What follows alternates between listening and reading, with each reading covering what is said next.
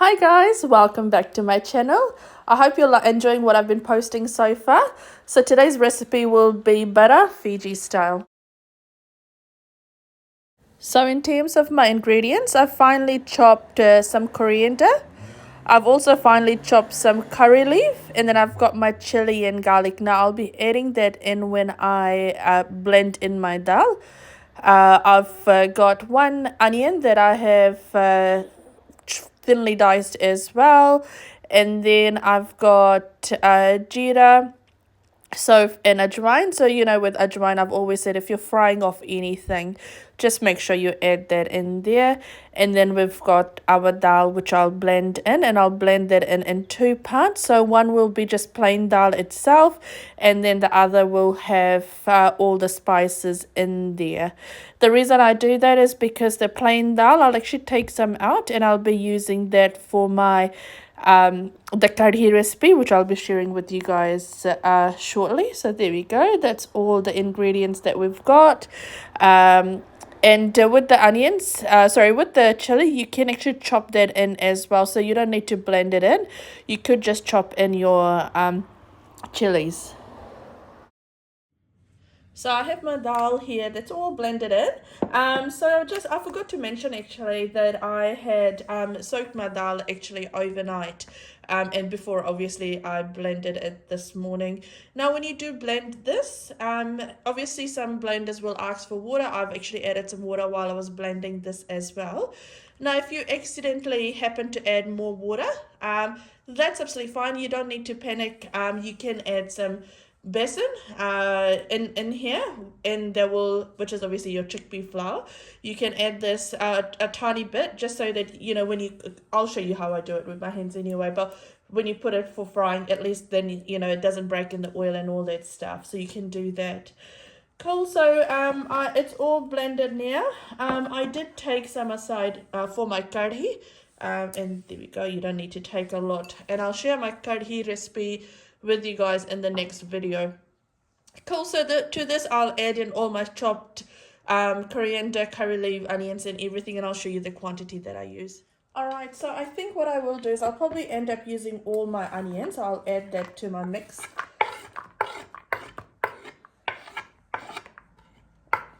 And then I will end up probably using all my my curry leaf that I've chopped up as well. I like the taste of that, so I'll add that in. Just make sure you thinly dice it. And then with my curry leaf, my coriander, I'll probably use a tiny bit of that, and I'll just see what that looks like. So I'll just put that to the side there. Cool. And then with the seeds, you don't want to add too much. So just add to your liking. So I'll probably use 1.5 teaspoon of soap, and then probably 1.5 teaspoon of jeera, and then ajwain. I've said this previously in the puri video that I made. When you do fry anything, always add ajwain to it. It's really good. So I'll add about 3/4 teaspoon of ajwain, and then obviously you want to add your salt to taste as well. So I'll add 1 teaspoon.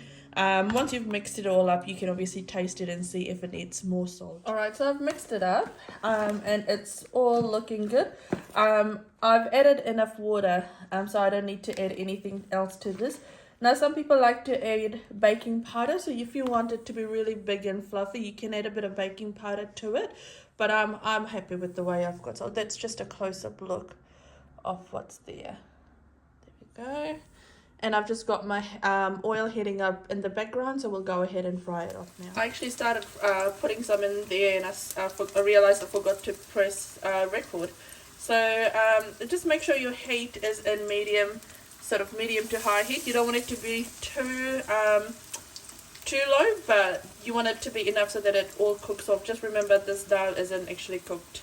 So with your hands, you just want to make it little sort of rounds like that, and then just keep adding it to the oil. Just be careful when you're doing it. You want it to just fall off your hands. You don't want to sort of put your hands in the oil. Again, don't overcrowd your pan. Just add enough so that the temperature doesn't go too low. I think I've got space to add a bit more.